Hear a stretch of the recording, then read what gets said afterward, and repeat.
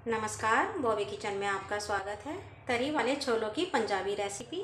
आप इनको झटपट बना करके तैयार कर सकते हैं और साथ में हम बनाएंगे जीरा राइस, जो इनके साथ बहुत ही यम्मी लगते हैं। तो आइए बनाते हैं तरी वाले पंजाबी छोले और जीरा राइस की रेसिपी। अगर आपको मेरी ये रेसिपी पसंद आती है तो मेरे चैनल को सब्सक्राइब जरूर से कीजिएगा और एक बेल आइकन का बटन आता है, उसे प्रेस करेंगे तो आपको मेरी आने वाली वीडियोस का नोटिफिकेशंस भी मिलता रहेगा। और आपको अगर मेरी रेसिपी पसंद आती है तो लाइक एंड कमेंट भी ज़रूर कीजिएगा। तो आइए बनाते हैं पंजाबी तरी वाले छोले और जीरा राइस। ये मैंने 1.5 कप छोले रात को ही भिगो दिए थे। वजन में ये 300 ग्राम होंगे। इनको आपको पूरी रात ओवर सोक करके रखना है या फिर आप 4 घंटे के लिए कम से कम इनको सोक करके रख सकते हैं। तरी वाले छोलों के लिए एक मसाला बना लेते हैं। ये हम 2 बड़े साइज के प्याज लेंगे, इन्हें हमें रफली चॉप कर लेना है। प्याज को रफली चॉप करने के बाद अब इसे हमें मिक्सर ग्राइंडर के अंदर डाल देना है। 2 हरी मिर्च को बीच में से तोड़ करके डाल देंगे और ये 1.5 इंच अदरक का टुकड़ा है, इसको भी हमें रफली चॉप करके इसके अंदर डाल देना है। अदरक को रफली चॉप करने के बाद अब इसे हम पीस लेते हैं। प्याज का पेस्ट बनाने के बाद हम ये कुकर लेंगे और उसके अंदर ये मैंने 4 बड़े चम्मच ऑयल डाला है। आप कोई भी ऑयल ले सकते हैं। अब इसके अंदर ये मैं 2 बड़ी इलायची के दाने निकाल करके डाल रही हूँ। आप साबुत इलायची को थोड़ा सा खोल करके भी डाल सकते हैं। और ये 2 तेज पत्ता डाल देंगे। 20 से 30 सेकंड के बाद अब इसके अंदर हमें ये 1 चम्मच जीरा डाल देना है। जीरा के क्रैकल हो जाने पर जो हमने ये प्याज का पेस्ट तैयार करा है उसको इसके अंदर डाल देंगे। अब इसको हमें प्याज को हाई फ्लेम पर भून लेना है। प्याज को हमें लो फ्लेम पर नहीं भूनना, हाई फ्लेम पर भूनना है। और इसका जब तक इसका गोल्डन ब्राउन कलर नहीं आ जाता हमें इसको चलाते ही रहना है। इतने हमारा प्याज भून रहा है, इतने हम टमाटर का पेस्ट तैयार कर लेते हैं। ये मैंने 5 बड़े साइज के टमाटर लिए हैं, इन्हें हम रफली चॉप करके मिक्सी में पीस लेते हैं। टमाटर की प्यूरी मैंने तैयार कर ली है। आइए अब हम गैस की तरफ चलते हैं। हमारा प्याज भी फ्राई हो रहा है। तो अब आप देख सकते हैं कि हमारा प्याज गोल्डन कलर का हो गया है। अब इसके अंदर हम कुछ मसाले मिला लेते हैं। इसके अंदर हम ये 2 चम्मच धनिया पाउडर डालेंगे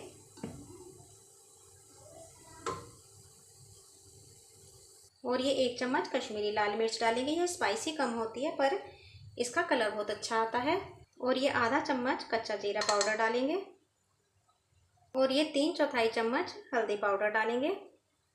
आधा चम्मच गरम मसाला डालेंगे।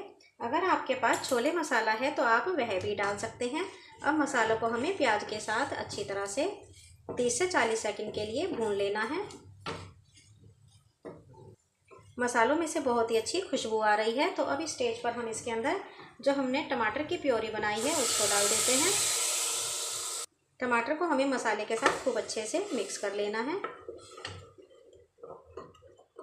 टमाटर को अच्छी तरह से मिक्स करने के बाद इसके अंदर हम ये 1 चम्मच नमक डाल देते हैं। आप अपने टेस्ट के अकॉर्डिंग नमक डाल सकते हैं। नमक को भी हमें टमाटर के साथ खूब अच्छे से मिक्स करेंगे और इसको टमाटर को हमें 5 मिनट के लिए अच्छी तरह से पका लेना है, जिससे कि टमाटर और मसाले हमारे खूब अच्छे से पक जाएं।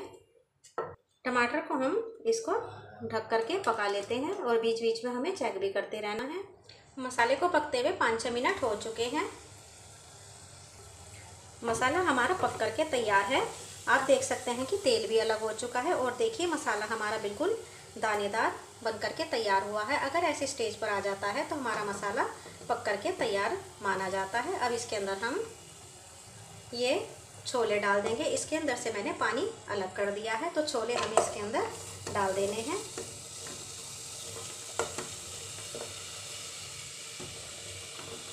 अब छोलों को हमें मसाले के साथ खूब अच्छे से मिक्स कर लेना है और छोलों को हमें मसाले के साथ 5 मिनट के लिए इसी तरह से भून लेना है।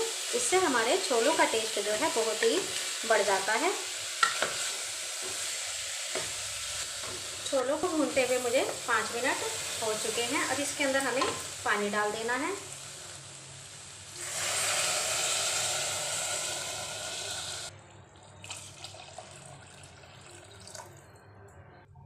पानी हमें इसके अंदर इतना डालना है कि छोले हमारे आराम से डूब जाएं और उससे वह 1 इंच ऊपर रहे। अगर पानी की ज़रूरत पड़ी तो हम इसके अंदर पानी बाद में गर्म करके भी डाल सकते हैं। अब हम कुकर का ढक्कन लगा करके इसके अंदर 8 से 9 विसिल्स लगा लेते हैं। आप चाहें तो इसके अंदर आधा चम्मच खाने का सोडा भी डाल सकते हैं, बेकिंग सोडा डाल सकते हैं। उससे छोले जो है हमारे अच्छे फूल करके तैयार हो जाते हैं। 8 विसिल्स आ चुकी हैं और उसके बाद मैंने इसको ठंडा होने के लिए छोड़ दिया था। अब इसका हम ढक्कन हटा लेते हैं। तो अब आप देख सकते हैं कितने शानदार तरी वाले छोले बन करके तैयार हुए हैं। जितने ये देखने में अच्छे लग रहे हैं, खाने में भी आपको ये उतने ही अच्छे लगने वाले हैं। और सबसे अच्छी बात यह है कि ये बिल्कुल आसानी से बन करके तैयार हो जाते हैं। अब इसके अंदर हम ये खूब सारा हरा धनिया डाल देते हैं।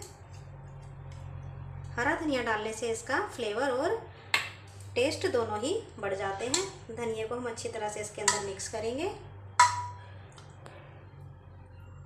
अब मैं आपको एक इसमें से छोला तोड़ करके दिखा देती हूँ। देखिए कितनी आराम से ये टूट रहा है। छोले हमारे बन करके तैयार हैं। अगर आपके छोले थोड़े से कच्चे हैं तो आप इसके अंदर गर्म पानी डाल करके और विसिल्स लगा सकते हैं। तरी वाले छोले बनाने के बाद अब हम जीरा राइस बना लेते हैं, जो इसके साथ बहुत ही अच्छे लगते हैं।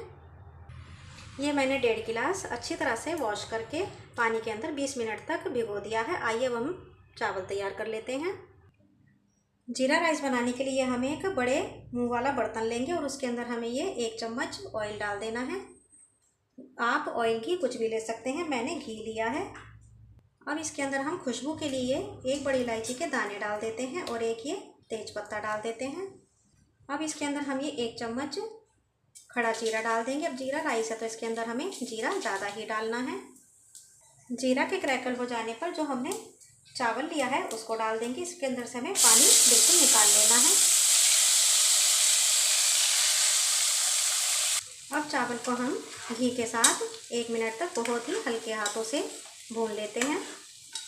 हमें बहुत ही हल्के हाथों से चावल को मिलाना है, क्योंकि चावल भीगा हुआ है और यह टूट भी सकता है। तो इस तरह से अगर आप जीरा राइस बनाएंगे तो आपके बहुत ही खिले खिले जीरा राइस बनके तैयार होंगे।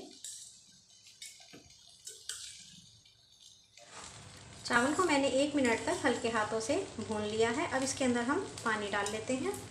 पानी हमने 1.5 गिलास चावल लिया है तो पानी हमें उसका बिल्कुल डबल ही डाल देना है। और गैस की फ्लेम को हमें हाई पर कर देना है, जिससे कि इसके अंदर बॉईल जल्दी से आ जाए। और हमें चावल को पानी के साथ अच्छी तरह से मिक्स कर देना है। अब इसके अंदर हम ये 1/4 चम्मच नमक डाल देते हैं। नमक हमें कम ही डालना है, क्योंकि हमने छोलों के अंदर भी नमक डाला है। नमक को भी हमें पानी के साथ मिक्स कर देना है, जिससे कि नमक अच्छी तरह से चारों तरफ फैल जाए। तो अब आप देख सकते हैं कि पानी में बॉईल आ चुका है। अब हम इसे ढक देते हैं और गैस की फ्लेम को हमें बिल्कुल सिम पर कर देना है। और हमें इसको बिल्कुल 10 मिनट्स तक के लिए ढक करके पका लेना है। बिल्कुल एग्जैक्ट टाइम है ये। और 10 मिनट्स के बाद हम इसे चेक करके बंद कर देंगे। 10 मिनट हो चुके हैं चावलों को पकते हुए। आइए अब हम इन्हें चेक कर लेते हैं। ये देखिए, मैं आपको चेक करके दिखाती हूँ। नीचे बिल्कुल भी पानी नहीं है, इसका मतलब हमारे चावल पक चुके हैं।